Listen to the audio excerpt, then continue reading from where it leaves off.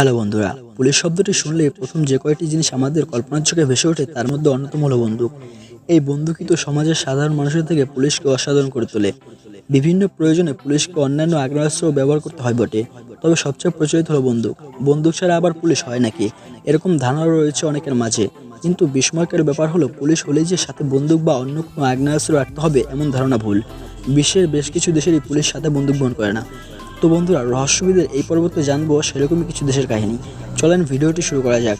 তার আগে একটা কথা বলে রাখি, আপনি যদি আমার এই চ্যানেলে নতুন হয়ে থাকেন তাহলে চ্যানেলটি সাবস্ক্রাইব করুন এবং পাশে থাকা বেল আইকনটি বাজিয়ে দিন সবার আগে ভিডিও পাওয়ার জন্য।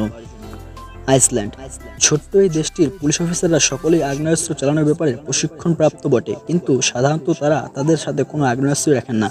কেবল টহল পুলিশের গাড়িতে সামান্য কিছু আগ্নেয়াস্ত্র থাকে। সবচেয়ে অবাক করা ব্যাপার হলো, 2013 সালে যখন দেশটিতে পুলিশের গুলিতে একজন ব্যক্তির মৃত্যু হলো, দেশটির ইতিহাসে সেটিই ছিল প্রথম দৃষ্টান্ত যে পুলিশ তাদের আগ্নেয়াস্ত্র ব্যবহার করে কোনো ব্যক্তিকে হত্যা করেছে। অবশ্য আপনাদের বিস্ময়বোধ কিছুটা হলেও কমবে যখন জানতে পারবেন দেশটির জনসংখ্যা 3,40,000-ও কম। দেশটির পুলিশ আগ্নেয়াস্ত্র ব্যবহার করে না বটে, তবে সেখানকার 1/3 জনসংখ্যাই শিকারের জন্য রাইফেল ও শটগান ব্যবহার করে থাকে, যা দেশটিকে পরিণত করেছে জনপ্রতি সবচেয়ে আগ্নেয়াস্ত্র ব্যবহারের দিক থেকে বিশ্বের 15তম দেশ। কিন্তু তারপরও দেশটিতে অপরাধ প্রবণতা খুবই কম। আয়ারল্যান্ড পুলিশের ব্যাপারে যে তথ্যটি শুনবেন তা আরও বেশি বিস্ময়কর। আইসল্যান্ডের পুলিশ অফিসাররা তো আগ্নেয়াস্ত্র চালানোর ব্যবহারবিধি জানেন, কিন্তু আয়ারল্যান্ডের পুলিশ অফিসাররা সেটিও জানেন না। তাই কোনো কারণে যদি এমন পরিস্থিতির সৃষ্টি হয় যে আয়ারল্যান্ডের পুলিশের উপর সন্ত্রাসীর আক্রমণ চালাচ্ছে, তখন পুলিশের বেশিরভাগ সদস্যকে নিরুপায় হয়ে থাকতে হবে।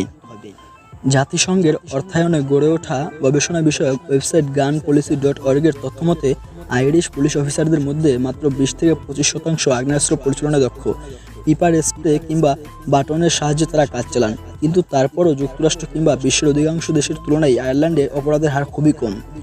আয়ারল্যান্ডে অপরাধ প্রবণতা কম হওয়া এবং পুলিশের আগ্নেয়াস্ত্র পরিচালনার প্রয়োজন না হওয়ার পেছনে একটি বড় কারণ হলো দেশটিতে আগ্নেয়াস্ত্র নিয়ন্ত্রণী আইন খুবই কঠোর।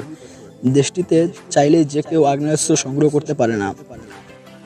নরওয়ে, এখানে টহল পুলিশ চাইলে তাদের সাথে আগ্নেয়াস্ত্র রাখতে পারে, কিন্তু কোনো পুলিশকে তাদের বেল্টে করে বন্দুক বহন করতে দেখা যায় না।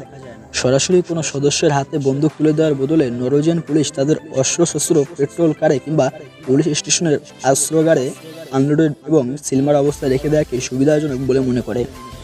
প্রয়োজনের সময় নরওয়েজিয়ান পুলিশ অস্ত্র ব্যবহার করার ক্ষমতা রাখে বটে, কিন্তু সেক্ষেত্রেও তাদের পূর্ব অনুমতির প্রয়োজন পড়ে। যদি অস্ত্র ব্যবহার ছাড়া আর কোনো উপায় খোলা না থাকে, তাহলে একজন পুলিশ অফিসারকে আগে তার চিফের কাছ থেকে অনুমতি নিতে হবে। অস্ত্র ব্যবহারের এমন কড়াকড়ি ইতিমধ্যে দেশটিকে একবার বড় ধরনের ট্র্যাজেডির সম্মুখীন করেছে। 2011 সালে কট্টর ডানপন্থী অ্যান্ডার্স বেহরিং ব্রেইভিক নরওয়ের অসলোতে প্রথমে বোমা হামলা এবং এরপর ইউটোয়া দ্বীপের একটি গ্রীষ্মকালীন ইয়ুথ ক্যাম্পে আক্রমণ চালায়। এতে মোট 77 জনের মৃত্যু হয়, আহত হয় আরও 242 জন। অনেকেরই বিশ্বাস, সেদিন পুলিশ যদি সাথে ঘটনাস্থলে গিয়ে তাদের তৎপরতা শুরু করত, তাহলে হতাহতের সংখ্যা অনেক কম হতো। আর তাই দেশটিতে পুলিশের অস্ত্র ব্যবহারের উপর যে মাত্রাতিরিক্ত কড়াকড়ি তা কঠোর সমালোচনা হয়, কিন্তু তারপর এখনও সেখানে পুলিশের অস্ত্র ব্যবহারে একই রকম জটিলতায় বিদ্যমান রয়েছে। নিউজিল্যান্ড, হ্যাঁ, সদ্য এক হোয়াইট সুপ্রিমেসিস্টের আক্রমণে 49 জন মুসলিমের মৃত্যু হয়েছে। যেই নিউজিল্যান্ডে সেখানকার পুলিশও সাধারণত তাদের সাথে বন্দুক বহন করে না। এতটাই শান্তিপ্রিয় দেশটি। কথিত আছে, শান্তিপ্রিয় দেশটিতে নাকি পুলিশ হওয়ার চেয়ে কৃষক হওয়া ঢের বেশি ঝুঁকিপূর্ণ। তাই তো টহল পুলিশ অফিসাররা তাদের সাথে বন্দুক রাখেন না। এমনকি অনেকে তো জরুরি দরকারে কাজে লাগানোর জন্য তাদের গাড়িতেও বন্দুক রাখার প্রয়োজন বোধ মনে করে না। অবশ্য উচ্চপদস্থ ব্যক্তিবর্গের নিরাপত্তায় নিয়োজিত এবং বিমানবন্দরে কর্মরত পুলিশকে সাথে বন্দুক রাখতেই হয়।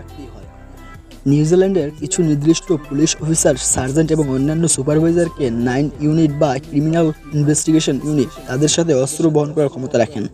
তবে সেসব অস্ত্র পেট্রোল যানের নির্দিষ্ট তালাবদ্ধ ক্যাবিনেটে রাখা থাকবে এবং খুব প্রয়োজন পড়লে কেবল অফিসারের অন্য আরেকজন কমান্ডিং অফিসারের অনুমতি সাপেক্ষে নিজেই সেই অস্ত্র ব্যবহার করতে পারবেন এবং অন্যান্য সদস্যের মাঝে তা বিতরণ করতে পারবেন। গ্রেট ব্রিটেন, হ্যাঁ, অবিশ্বাস্য হলেও সত্য, এমনকি ব্রিটেনের 82% পুলিশ সশস্ত্র অবস্থায় থাকার পক্ষপাতী নয়। তাদের বিশ্বাস, পুলিশ হলো সাধারণ মানুষের অভিভাবক, তাই পুলিশের উচিত যথাসম্ভব সাধারণ অবস্থায় থাকা, যাতে করে প্রয়োজনে যে কেউ তাদের কাছে এসে সাহায্য চাইতে পারে। তাই তো নর্দার্ন আয়ারল্যান্ড বাদে ব্রিটেনের অন্য সকল স্থানে পুলিশই অস্ত্রহীন অবস্থায় থাকে। কেবল নর্দার্ন আয়ারল্যান্ডের পুলিশ রুটিন মাফিক তাদের সাথে বন্দুক বহন করে। কিন্তু তার মানে এই নয় যে যুক্তরাজ্যের পুলিশ অফিসাররা একেবারে প্রতিরোধহীন। সাথে বন্দুক না থাকলেও তারা অন্যান্য প্রচলিত পুলিশ গ্যাজেট যেমন বাটন, পিপার স্প্রে, হ্যান্ডকাফ ইত্যাদি ঠিকই সাথে রাখে। এবং যখন এমন পরিস্থিতি সৃষ্টি হয় যে ভারী অস্ত্রশস্ত্র ছাড়া উপায় নেই, তখন গ্রেট ব্রিটেন এবং নর্দার্ন আয়ারল্যান্ড পুলিশ অনুমোদিত ফায়ার আর্ম অফিসারদের সাহায্য নিতে পারে। এই অফিসাররা বিশেষভাবে অস্ত্র পরিচালনার প্রশিক্ষণপ্রাপ্ত এবং সবসময় তারা প্রস্তুত থাকেন সাধারণ পুলিশের ডাকে সাড়া দিতে। বিশ্বের অধিকাংশ দেশে যেখানে পুলিশ বাহিনীকে সর্বোচ্চ সশস্ত্র সজ্জা সজ্জিত করা হচ্ছে, সেখানে উপযুক্ত 5টি দেশের পুলিশ এখনও অধিকাংশ ক্ষেত্রে অস্ত্র ছাড়াই নিজেদের কাজ করে যাচ্ছে। এই ব্যাপারটি সত্যি অভাবনীয়। তবে যেহেতু এই 5টি দেশের প্রতিটি অত্যন্ত নিরাপদ ও শান্তিপ্রিয় হিসেবে পরিচিত, তাই এতদিন তৃতীয় বিশ্ব, মধ্যপ্রাচ্য কিংবা যুক্তরাষ্ট্রের ন্যায় উন্নত বিশ্বের দেশগুলোর মতো এসব দেশের পুলিশকে অস্ত্র ব্যবহারে খুব বেশি সক্রিয় হতে হয়নি। কিন্তু সাম্প্রতিক অতীতে গোটা বিশ্বেই সন্ত্রাসবাদ অত্যাধিক মাত্রা বেড়ে গেছে। বাদ যায়নি নিরাপদ ও শান্তিপ্রিয় হিসেবে পরিচিত এসব দেশও। নরওয়েতে 2011 সালে যেমন ভয়াবহ সন্ত্রাসী হামলা হয়েছে, ঠিক তেমনই গত কয়েক বছরে বেশ কয়েকবার সন্ত্রাসী হামলা হয়েছে গ্রেট ব্রিটেনেও। আর সর্বশেষ নিউজিল্যান্ডের ক্রাইস্টচার্চের মামলা তো চোখে আঙ্গুল দিয়ে বুঝিয়ে দিল পৃথিবীর কোনো প্রান্ত এখন আর নিরাপদ নয়। তাই ওদের ভবিষ্যতে ব্রিটেন, নরওয়ে, নিউজিল্যান্ড, আয়ারল্যান্ড ও আইসল্যান্ডের পুলিশকে যদি প্রতিনিয়ত অস্ত্র বহন বাধ্য হতে হয়, তাতে অবাক হওয়ার কিছু থাকবে না।